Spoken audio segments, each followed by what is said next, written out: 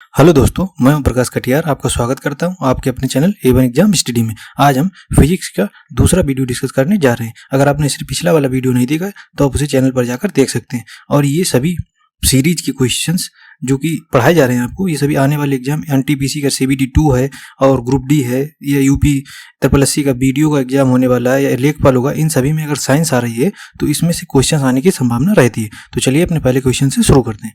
पहला क्वेश्चन है, निम्न में से किस जोड़े की एक सी बीमाएं हैं? आपके 4 ऑप्शन दिए गए जिसमें से दो राशियां दी गई और इसमें कोई एक ऐसा ऑप्शन है जिसमें 2 राशियां हैं जिनकी बीमाएं समान है। तो बताना कि आपका कौन सा ऑप्शन सही होगा। तो पहला ऑप्शन है संवेग और ऊर्जा, दूसरा है आवेग और ऊर्जा, तीसरा है बल और शक्ति, तीसरा है संवेग और आवेग। तो आपको बताना है कि इनमें से कौन सा ऐसा ऑप्शन है जिनकी जिन दोनों राशियों की बीमाएं समान है। तो इसका सही आंसर है डी। अगर आपने डी ऑप्शन दिया था तो आप बिल्कुल सही हैं। संवेग और आवेग की बीमा क्या होती? दोनों समान होती, ML_T-1। संवेग और आवेग की बीमा क्या होती? ML_T-1, जहां पे M है द्रव्यमान, L है लंबाई और T है समय। चलिए नेक्स्ट क्वेश्चन पर चलते हैं।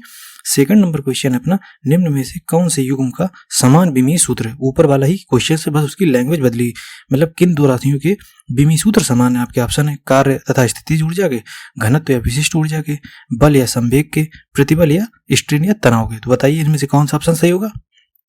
तो अपना आंसर कमेंट करते जाइएगा जिससे आपको पता चलेगा आपने कितने क्वेश्चन सही किए थे। और लास्ट में अपना स्कोर जरूर बताया करिएगा कमेंट करके कि आपने 30 में से कितने क्वेश्चन सही किए। तो चलिए इसका सही आंसर क्या हो जाएगा? कार्य और स्थितिज ऊर्जा। अगर आपने ऑप्शन दिया तो आप बिल्कुल सही है।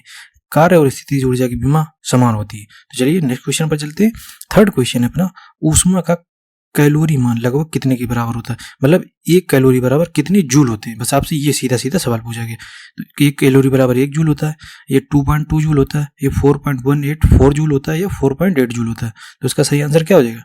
तो भाई इसका सही आंसर हो जाएगा, अगर आपने सी ऑप्शन दिया तो बिल्कुल राइट है। 4.18 जूल लिखा होता है, कहीं कोई 4.2 जूल भी लिखा होता है, क्योंकि 1 के बाद अगर कोई संख्या 5 से बढ़ी तो वहां पे उस संख्या को आगे बढ़ा देते हैं। तो ऊष्मा का कैलोरी मान 1 कैलोरी बराबर 4.18 जूल होता है। तो चलिए अपने फोर्थ क्वेश्चन पर चलते हैं। SI पद्धति में यंग प्रत्यास्थता गुणांक की इकाई क्या है या मात्रक क्या होता है? तो आप बताइए, न्यूटन प्रति मीटर स्क्वायर, न्यूटन प्रति सेंटीमीटर स्क्वायर, डाइन प्रति सेंटीमीटर स्क्वायर या डाइन प्रति सेंटीमीटर। तो इसमें से कौन सा ऑप्शन है जो यंग प्रत्यास्थता गुणांक का मात्रक है या इकाई है? तो अगर आपने ए ऑप्शन दिया था न्यूटन प्रति मीटर स्क्वायर तो आप बिल्कुल सही है, इसका ए ऑप्शन सही है। चलिए नेक्स्ट क्वेश्चन पर चलते हैं। 5th नंबर क्वेश्चन है अपना, संवेग, द्रव्यमान तथा वेग निम्न में से संबंधित रूप होते हैं।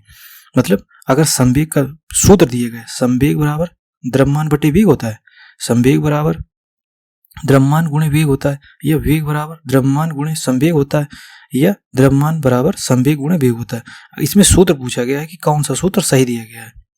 तो अगर आपने बी ऑप्शन दिया है संवेग बराबर द्रव्यमान गुणे वेग तो आप बिल्कुल सही थे। तो आपको याद रखना क्या होता है, P बराबर M इंटू वी ऑप्शन होता है। यहाँ पे P क्या है? संवेग है, M द्रव्यमान है और V वेग है। तो चलिए अपने नेक्स्ट क्वेश्चन पर चलते हैं।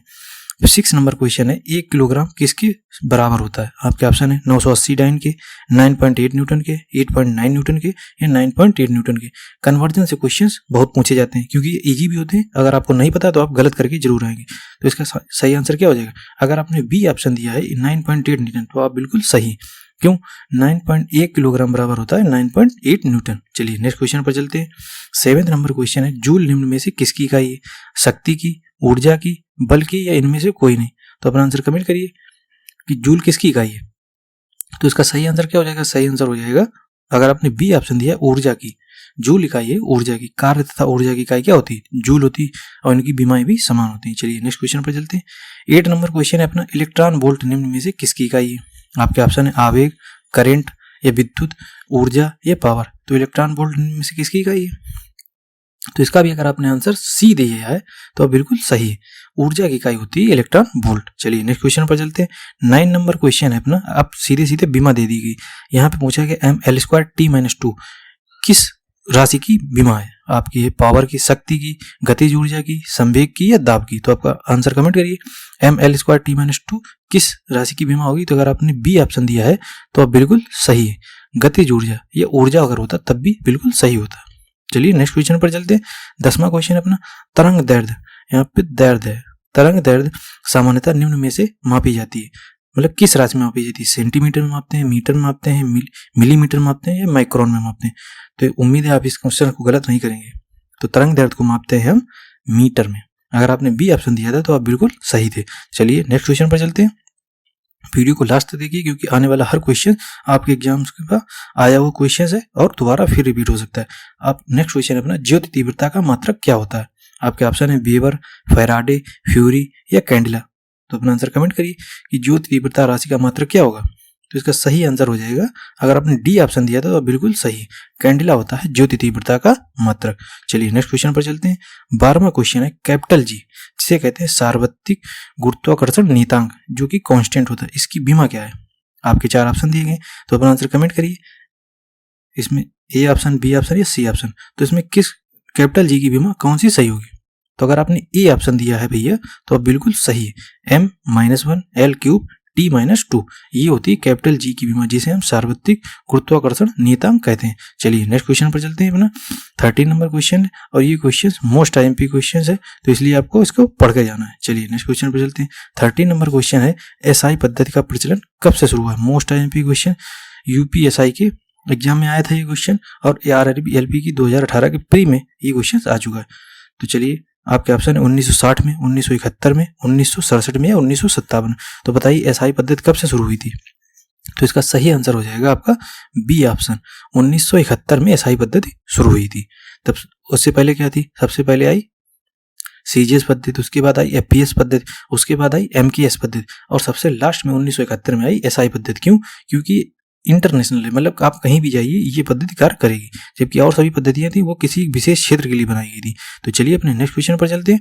14 नंबर क्वेश्चन है जड़त्व आघूर्ण का मात्रक पूछा गया है। किलोग्राम इंटू मीटर, किलोग्राम प्रति मीटर, किलोग्राम मीटर स्क्वायर या किलोग्राम प्रति मीटर स्क्वायर।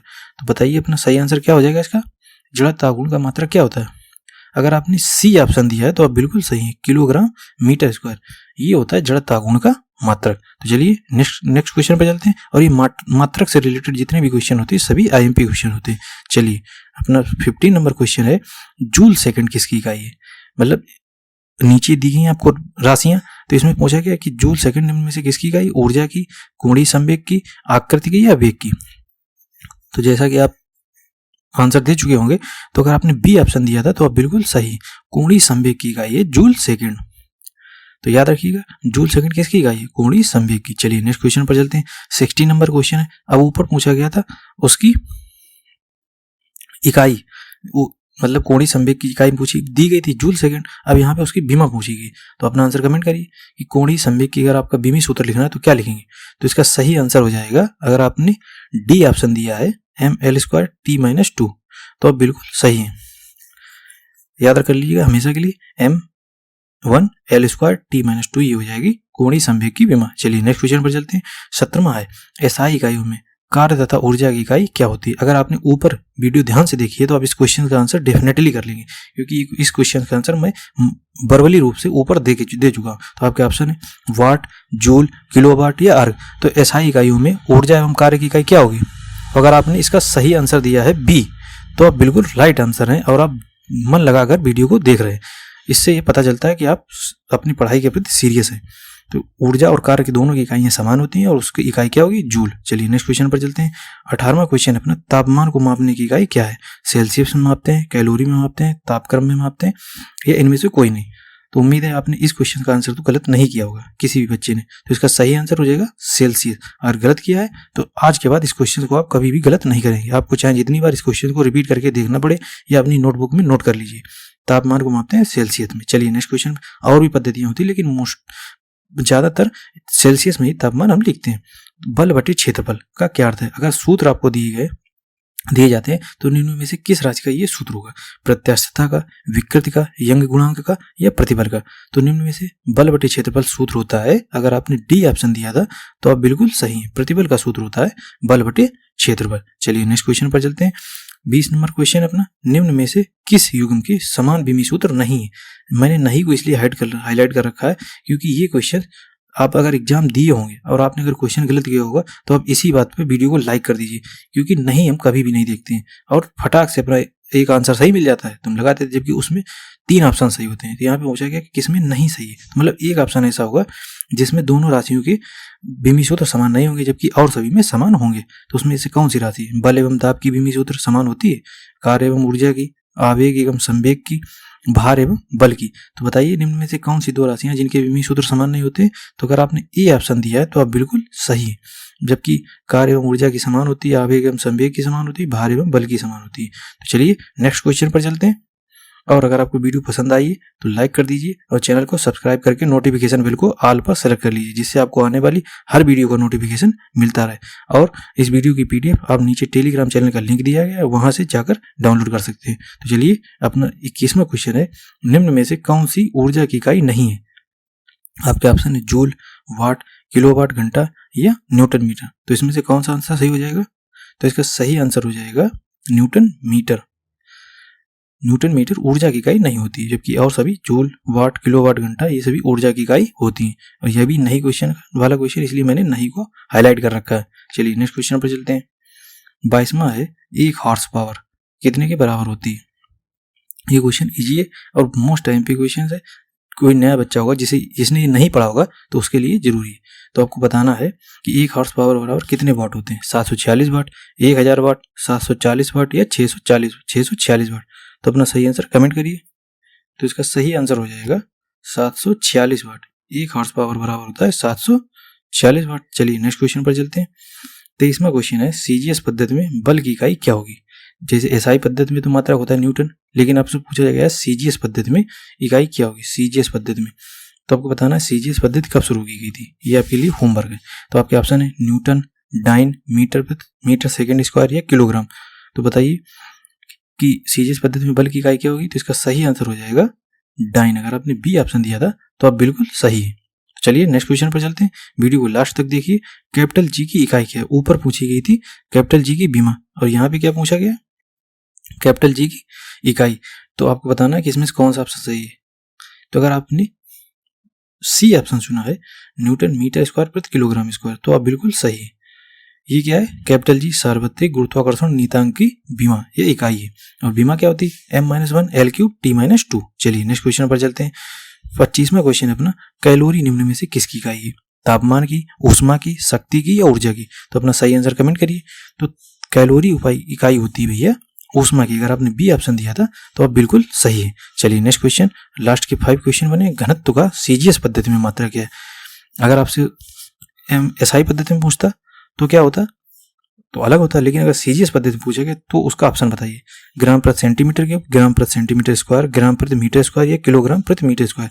तो इसका सही आंसर क्या हो जाएगा, इसका सही आंसर हो जाएगा ग्राम प्रति सेंटीमीटर क्यूब। ये हो जाएगा आपका घनत्व का CGS पद्धति में मात्रा। तो चलिए नेक्स्ट क्वेश्चन पर चलते हैं।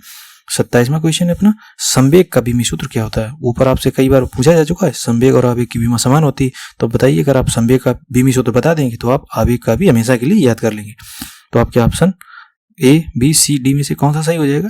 तो इसका सही आंसर हो जाएगा, अगर आपने ML-T-1 दिया है ऑप्शन, तो आप बिल्कुल सही, यही संवेग और आवेग की विमा होती है, ML-T-1। चलिए नेक्स्ट क्वेश्चन पर चलते हैं। लास्ट 3 क्वेश्चन, संवेग की वही इकाई है जो अभी, अगर आपने ऊपर वाला क्वेश्चन ध्यान से पढ़ा है तो आप इस क्वेश्चन का आंसर जरूर कर पाएंगे। बलाघूर्ण की, बलयुग्म की, आवेग की या संवेग या आघूर्ण की। तो संवेग की वही इकाई है जो कि होती है भैया आवेग की। C ऑप्शन इसका सही होगा। चलिए नेक्स्ट क्वेश्चन पर चलते हैं। 29वां क्वेश्चन है अपना, 1 वोल्ट बराबर क्या होता है। 1 जूल प्रति कूलाम, 1 कूलाम प्रति जूल या इनमें से कोई नहीं। तो इसका सही आंसर क्या हो जाएगा, 1 वोल्ट बराबर होता है 1 जूल प्रति कूलाम। अगर आपने B ऑप्शन दिया था तो आप बिल्कुल सही है। तो चलिए नेक्स्ट क्वेश्चन पर चलते हैं और इस वीडियो का लास्ट क्वेश्चन है, ऊर्जा भैया क्या है। ऊर्जा क्या है, किया गया कार्य है, काम करने की गति है या काम करने की क्षमता है या शक्ति है। तो बताइए ऊर्जा किसे कहेंगे। तो ऊर्जा होती है, अगर आपने C ऑप्शन दिया है तो आप बिल्कुल सही, काम करने की क्षमता को कहते हैं ऊर्जा। नहीं कहते वो बहुत ऊर्जावान व्यक्ति, एनर्जेटिक व्यक्ति है, मतलब काम करने की क्षमता है उसमें। चलिए ये इस वीडियो का लास्ट क्वेश्चन था और इन सभी क्वेश्चन के आंसर आपको नीचे एक साथ दिए गए। तो चैनल को सब्सक्राइब करना बिल्कुल भी मत भूलिए, और अगर आपने अब तक इस वीडियो को लाइक नहीं किया है तो कर दीजिए। और नेक्स्ट वीडियो में फिर मिलते हैं। तब तक के लिए पढ़ते रहिए, आगे बढ़ते रहिए और सबसे जरूरी बात, खुश रहिए। थैंक यू, जय हिंद।